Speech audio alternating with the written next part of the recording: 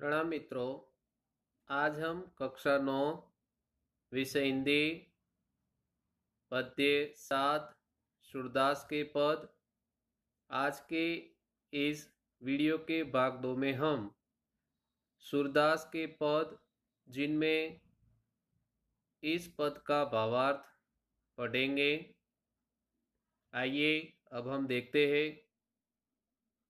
मेरो मन अनंत कहाँ सुख पावे, जैसे उड़ी जहाज को पंछी फिरी जहाज पर आवे, कमल नैन को छाड़ी महात्म और देव को ध्यावे।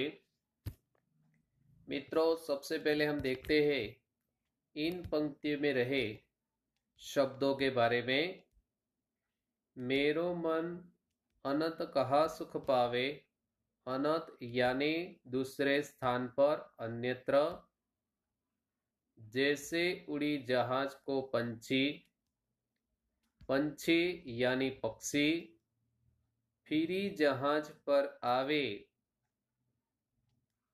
कमल नैन को छाड़ी, छाड़ी यानी छोड़कर, महात्म, महात्म यानी महानता, और देव को ध्यावे, ध्यावे यानी ध्यान करे। आइए अब इन पंक्तियों का भावार्थ हम देखते हैं। मेरो मन अनंत कहाँ सुख पावे, जैसे उड़ी जहाज को पंछी फिरी जहाज पर आवे, कमल नैन को छाड़ी महात्म और देव को ध्यावे। इन पंक्तियों में सूरदास जी कहते हैं, मेरा मन श्री कृष्ण के सिवाय और कहीं सुख नहीं पाता। जैसे उड़ी जहाज को पंछी फिरी जहाज पर आवे, जैसे जहाज का पंछी जहाज से उड़कर फिर से जहाज पर ही आता है, उसी प्रकार मेरा मन अन्य देवताओं पे लगकर फिर से श्री कृष्ण के चरणों में ही लौटकर आता है। कमल नैन को छाड़ी महात्म और देव को ध्यावे। कमल नयन श्री कृष्ण की महिमा को छोड़कर वह अन्य देवताओं का ध्यान कैसे कर सकता है। फिर से देखते हैं हम। मेरो मन अनंत कहाँ सुख पावे, जैसे उड़ी जहाज को पंछी फिरी जहाज पर आवे, कमल नैन को छाड़ी महात्म और देव को ध्यावे। इन पंक्तियों में सूरदास जी कहते हैं, देखो फिर से, मेरा मन श्री कृष्ण के सिवाय और कहीं सुख नहीं पाता।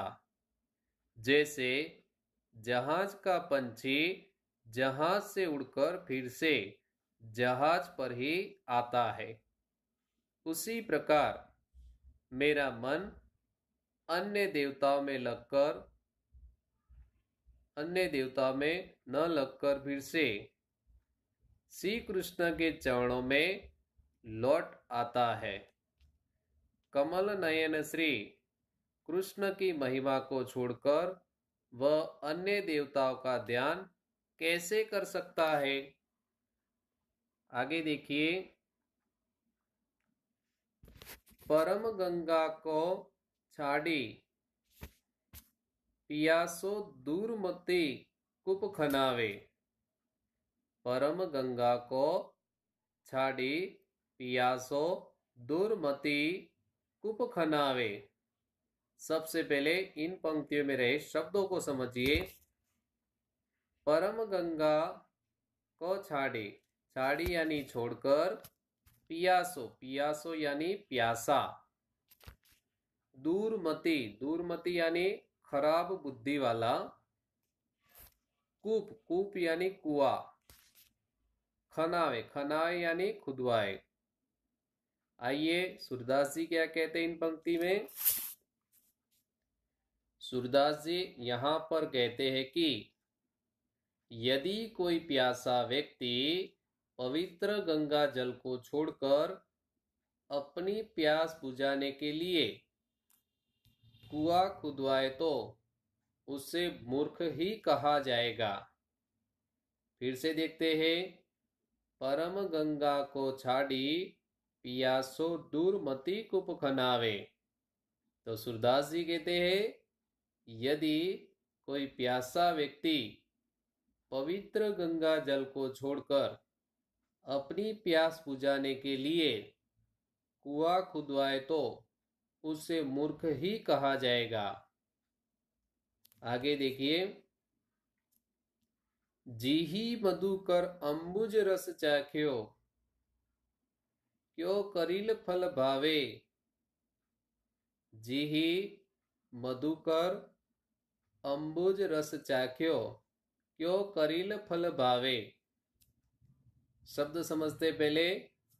मधुकर यानी भौरा, अंबुज यानी कमल, चाख्यो यानी चख लिया हो, करील, करील यानी एक कटीली झाड़ी वृक्ष। अब देखिए। जीही मधुकर अंबुज रस चाख्यो क्यों करील फल भावे। सूरदास जी यहाँ पर कहते हैं जिस भौरे ने कमल के रस का स्वाद चख लिया हो उसे करील का फल कैसे अच्छा लगेगा। आगे। सूरदास प्रभु कामधेनु तजी छेरी कौन दुहावे। पंक्तियों में रहे शब्दों को समझिए। सूरदास प्रभु कामधेनु तजी, कामधेनु यानी गाय, छेरी यानी बकरी। यहाँ पर सूरदास जी कहते हैं मेरे प्रभु तो कामधेनु के समान है, उनको छोड़कर मैं बकरी का दूध दूहने क्यों जाऊं। समझ में आया मित्रों। फिर से हम देखते हैं। मेरो मन अनंत कहाँ सुख पावे, जैसे उड़ी जहाज को पंछी फिरी जहाज पर आवे। कमल नैन को छाड़ी महात्म और देव को ध्यावे। परम गंगा को छाड़ी पियासो दुर्मति कुप खनावे। जीही मधुकर अंबुज रस चाख्यो क्यों करील फल भावे। सूरदास प्रभु कामधेनु तजी छेरी कौन दुहावे। आइए इन पंक्तियों का भावार्थ हम फिर से देखते हैं। मित्रों यहाँ पर सूरदास जी हमें कहते हैं मेरा मन श्री कृष्ण के सिवाय और कहीं सुख नहीं पाता। जैसे जहाज का पंछी जहाज से उड़कर फिर से जहाज पर ही आता है, उसी प्रकार मेरा मन अन्य देवताओं में न लगकर फिर से श्री कृष्ण के चरणों में लौट आता है। कमल नयन श्री कृष्ण की महिमा को छोड़कर वह अन्य देवताओं का ध्यान कैसे कर सकता है। यदि कोई प्यासा व्यक्ति पवित्र गंगा जल को छोड़कर अपनी प्यास बुझाने के लिए कुआं खुदवाए तो उसे मूर्ख ही कहा जाएगा। जिस भौरे ने कमल के रस का स्वाद चख लिया हो उसे करील का फल कैसे अच्छा लगेगा।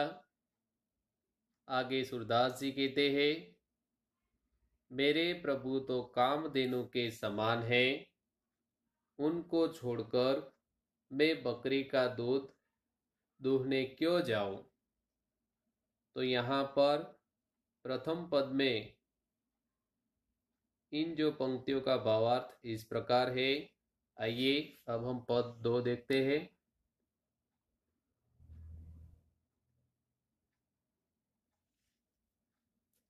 शोभित कर नवनीत लिए, शोभित कर नवनीत लिए। कर यानी हाथ, नवनीत यानी मक्खन।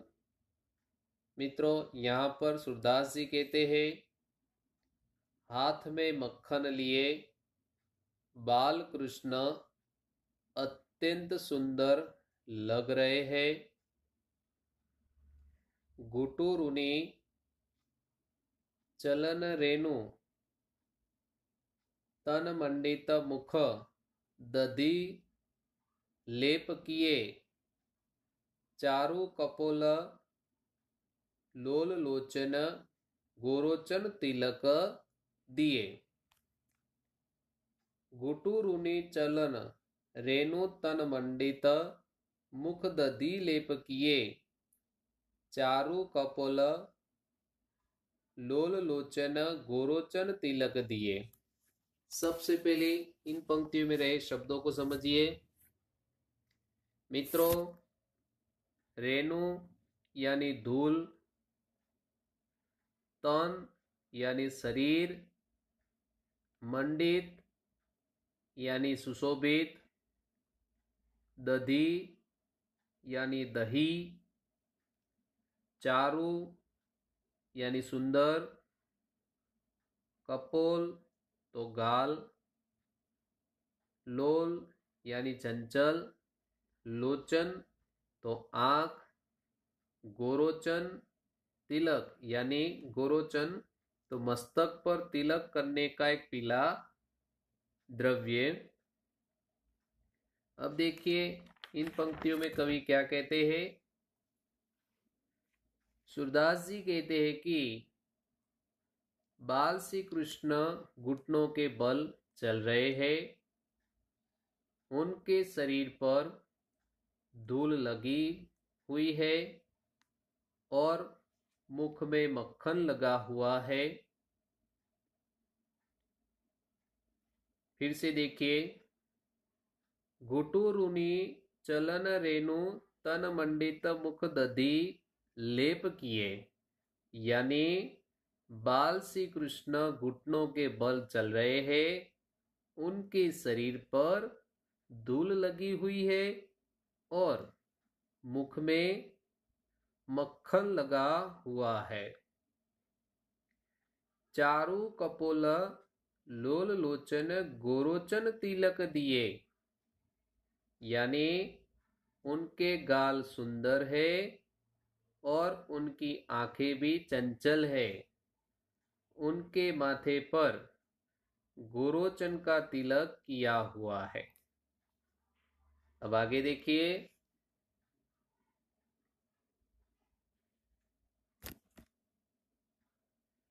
लट लटकनी मनुमत मधुप गण मादक मधु ही पिए कंठुला कंठ वज्र के हरि नख राजत रुचिर ये। सबसे पहले इन पंक्तियों में रहे शब्दों के बारे में हम समझेंगे। लट लटकनी मधु मनु मत मधुप गण मादक मधु ही पिए कंठुला कंठ वज्र के हरि नख राजत रुचिर हिये। लट यानी सिर पर के बालों का गुच्छा, मधुप यानी बौरा,